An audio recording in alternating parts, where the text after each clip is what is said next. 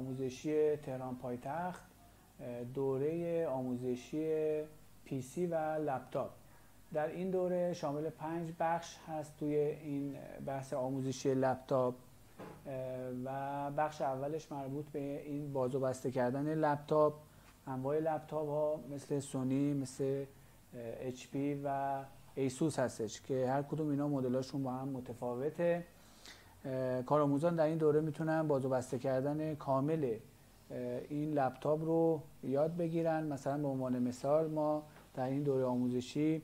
به این قسمت میگیم قسمت A و به این قسمت میگیم B و به این میگیم C و زیر کاور برای PCR رو یا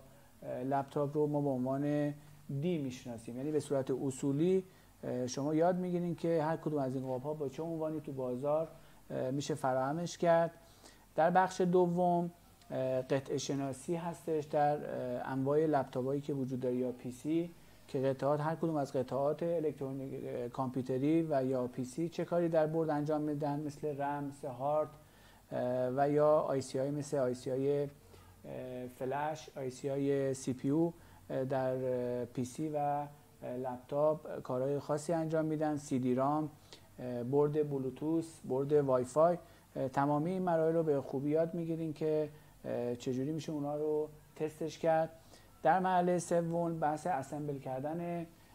بوردهای PC و لپتاپ رو داریم که اگر به عنوان مثال شما هر لپتاپی آیا قابلیت ارتقاء دارن یا ندارن، اونا رو به راحتی آموزش میبینید. در بخش بعدی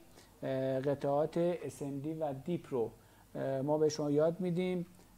چجوری باید باز و بسته کرد، چجوری با قطعات SMD و قطعات دیپ رو از توی بورد خارج کنیم و مجدداً عمل لئیمکاری روشون انجام بدیم. و در بخش آخر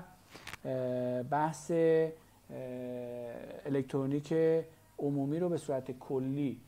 مجدداً به کارآموزا آموزش میدیم که اگر در این 4 فصل کارآموز همچنان مشکلی با قطعات لپتاپ و PC داشته باشه، اونجا به صورت کامل میتونه اون قطعات ریز رو هم در الکترونیک مثل ماسفت ها، مثل ترانزیستورهای BJT، مثل CPU و قطعاتی مثل مقاومت، دیود، خازن رو به صورت کلی یاد میگیرن و میتونن به صورت راحت تمام لپتاپ و PC رو تعمیر کنن. و بعد از این دوره کارآموز میتونه اون اعتماد به نفس لازم رو داشته باشه و وارد بازار و کار بشه و میتونه به راحتی تو بازار و کار این موارد رو که در این دوره آموزش میبینه، از جمله PC، تخصص ما بیشتر در دوره آموزش PC و لپتاپ هست، رو